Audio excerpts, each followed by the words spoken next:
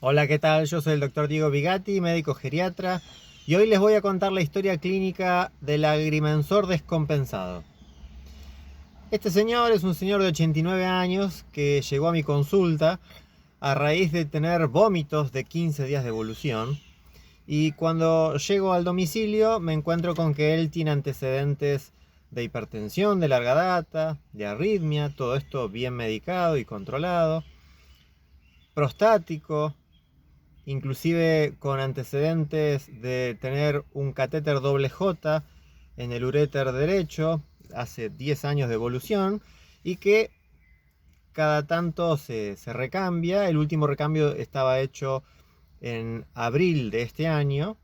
Este catéter se llama doble J porque justamente tiene la forma como de dos Jotas, una hacia abajo y otra hacia arriba, y sirve para desobstruir ya sea piedritas, tumores o estrecheces que haya en la vía urinaria fina, en el uréter, que es el cañito que sale desde el riñón hacia la vejiga. La cuestión es que este dato era importante porque había tenido infecciones urinarias con cierta frecuencia el señor, y venía, además de toda esta situación, polimedicado, porque estaba con doble esquema de diuréticos por el tema de la protección del riñón, porque él tiene algo de insuficiencia renal crónica, estaba con furosemida y con espironolactona, está con amlodipina como antihipertensivo, está también con amiodarona como antiarrítmico, y además con antecedentes de un año de evolución de un cuadro depresivo, parkinsoniano, en tratamiento con sertralina. Es cierto que las hipertensiones de larga data y los cuadros de arritmia no del todo bien controlados a veces pueden generar daño vascular difuso, y eso presentar un cuadro depresivo y parkinsoniano bastante característico en lo que se llama enfermedad vascular cerebral, o algunos le llaman demencia vascular. Bueno, en estas condiciones el paciente un buen día empieza a vomitar, vomitar, vomitar, vomitar, y ahí es donde llego yo al domicilio y lo encuentro lógicamente, después de 15 días de vómitos, profundamente deshidratado, hipotenso, taquicárdico, confuso. Y la verdad es que en este contexto lo primero a pensar es que el señor tenía una insuficiencia renal grave. Las insuficiencias renales las medimos en los análisis con dos parámetros, uno que se llama la urea y la otra es la creatinina. En esta edad la más confiable es la creatinina, eh, y bueno, era importante determinar en qué valor estábamos, porque el señor llegó con una creatinina que lo normal es más o menos hasta 1. Él llegó eh, hace un año atrás, estaba con 1,3, y si estaba con doble esquema antibiótico, lo más probable es que tendría un poco más de ese valor. Más que él estaba, ya les digo, con vómitos y profundamente confuso e hipotenso. Otra de las cosas importantes es que eh, la insuficiencia renal aguda hace que estos desechos, que son la urea y la creatinina, se eleven, al igual que otros desechos como el fosfato y demás en el cuerpo, generando toxicidad. Genera un cuadro tóxico porque, hablando en criollo, la mugre del organismo que sale a través de la orina no podía salir. Entonces, si los desechos no podían salir, el cuerpo empieza a intoxicarse.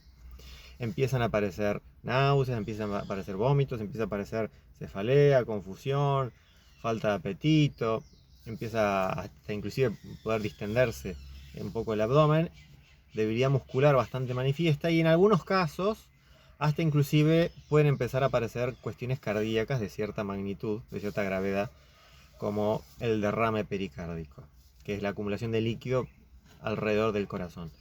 Todo este cuadro muy escandaloso era lo que yo sospechaba en el señor. Un señor con un catéter en la vía urinaria, con antecedentes de insuficiencia renal crónica y doble esquema diurético, y que venía con 15 días de evolución de vómitos.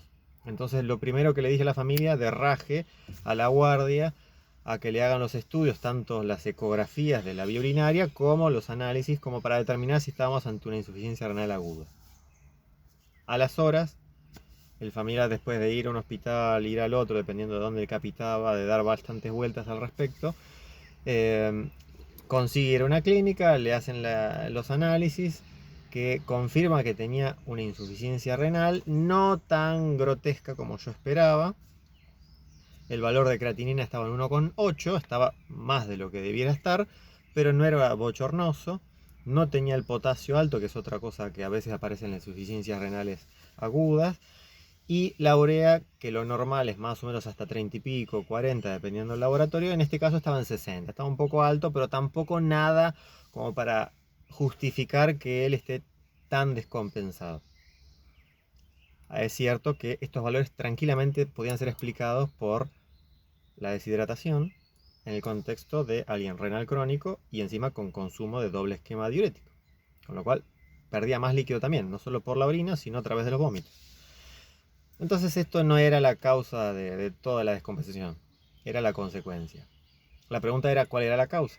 Se le hace la ecografía de la vía urinaria y encuentran que hay dilatación en la parte derecha de la vía urinaria, en el uréter derecho, y la describen como una hidronefrosis, es decir, la acumulación de orina en el uréter que hace que no pueda drenar como corresponde y termina inundando de orina el riñón derecho, un cuadro que obviamente va a empeorar el funcionamiento de ese riñón. Pero tampoco era una hidronefrosis demasiado grosera como para justificar que todo esto pasara por este motivo. Entonces se llegó a la conclusión de que era una infección urinaria, quizás fomentado por esta hidronefrosis, que justamente como la orina no podía drenar como corresponde, se transforma como un caldo de cultivo. Entonces se trata con antibióticos, se le da ciprofloxacina, con cuidado de la dosis, porque justamente es un antibiótico muy bueno para tratar las infecciones urinarias, porque llega con buena penetrancia al riñón, pero justamente en aquellos que tienen insuficiencia renal crónica, no se elimina como corresponde el antibiótico y terminamos intoxicando al paciente por el antibiótico. Entonces hay que regular bien la dosis. El paciente recibió la ciprofloxacina, conseguimos una enfermera que le ponga un suero y lo hidrate bien en la casa y se acomodó. El paciente evolucionaba muy bien, a tal punto de que yo iba a volver al domicilio para controlarlo y la misma familia me frenó diciendo: no, está bien, quédese tranquilo, doctor, más adelante nos reencontramos. Y hace unos días me vuelven a llamar desesperados porque el paciente estaba otra vez descompensado. Ya no por vómitos, pero sí profundamente confuso, perdido. No sabía ni quién era ni de dónde estaba. Y el agrimensor es bastante lúcido, el señor. Tendrá sus cositas de ánimo y parkinsonianas, pero cuerdo. En este caso estaba completamente perdido, no sabía ni quién era ni dónde estaba y decía cosas completamente incoherentes. Entonces llego al domicilio, me encuentro con que la presión estaba bien, que no estaba deshidratado, no estaba taquicárdico, estaba orinando la cantidad adecuada, en un panorama bastante distinto al de la vez pasada. Cuando le hago unas maniobras neurológicas, veo que el paciente tiene dismetría, o sea, una pérdida en la coordinación del equilibrio y una pérdida en el control fino de los movimientos de las extremidades. Por ejemplo, querer agarrar algo y pasarte, o ser muy grosero al agarrarlo. O hay una prueba que haces para que el paciente toque la punta de sus dedos con la punta de los tuyos y los vas moviendo de lugar y el señor tiene que rápidamente ir acomodando sus dedos a donde están los tuyos, y él era bastante grosero en el desvío. Y hasta inclusive me da la sensación como que no veía bien. Entonces repregunto a la familia al respecto y me cuentan que sí, hace tiempo ya venía no viendo del todo bien, pero parecía que en estos días se había acentuado. Entonces, si bien cuando me contaron el caso por teléfono de que estaba con un cuadro confusional, la causa habitual de los cuadros confusionales es clínica, ya sea porque está hipotenso, deshidratado, o con alguna infección, o con algún problema metabólico, si bien, o con dolor, o con un globo vesical, o con bolo fecal, son las causas habituales de los cuadros confusionales. En este caso había datos neurológicos bastante concluyentes. ¿Concluyentes de qué? De que hay una parte del cerebro que no estaba funcionando del todo bien, que es el cerebelo. El cerebelo es una partecita que está aquí atrás, en la nuca, que está por debajo de la parte nueva de nuestro cerebro, que es la corteza cerebral, Y este cerebelo es la encargada de la regulación de varias cuestiones, pero una de ellas es el equilibrio. Trabaja junto con la parte vestibular de nuestros oídos y de nuestra vista y nuestra sensibilidad de las piernas justamente en la posición del equilibrio y en la coordinación de los movimientos. Bueno, en este caso estaba afectado. Más allá de que el señor tenía una acentuación de su cuadro visual, había dismetría, había una falla grosera en la coordinación. Entonces de raje lo mando a hacer una resonancia de cerebro para determinar cómo estaba ese cerebelo. Resonancia y no tomografía, porque justamente como el cerebelo está en esta parte de la nuca que está rodeado de huesos, la tomografía no es del todo confiable, porque la tomografía es una radiografía pero avanzada en cuanto a su tecnología. Pero como hay tanto hueso en esa zona, están los peñascos del hueso temporal, está el occipital, están las vértebras, hay tanto hueso en esa zona que la imagen tomográfica del cerebelo no es confiable. Entonces se tiene que pedir una resonancia de cerebro. Se hizo la resonancia de cerebro y encontramos lo que era esperable para él crónicamente, de su hipertensión, su arritmia. Encontramos leucoariosis, o sea, microlesiones vasculares cerebrales tipo puntillado de cabecita de alfiler por todos lados, inclusive en el cerebelo. Pero no encontramos nada nuevo, agudo en el cerebelo. Entonces, ¿qué era lo que explicaba esta situación? Otra nueva infección urinaria. ¿Por qué? Porque el paciente todavía no acudió a urología para chequear este catéter y esta hidronefrosis. Entonces, se trató con antibiótico y el paciente mágicamente recuperó otra vez más, resurgió otra vez más desde el pantano. Y hoy fui a visitarlo, ahora sí, estable, por primera vez lo voy a ver estable después de las otras 2 veces que lo vi siempre patas para arriba, y lo encuentro con que el paciente ha mejorado ostensiblemente después de un par de días de antibióticos, que se le dio nuevamente un antibiótico para una infección urinaria.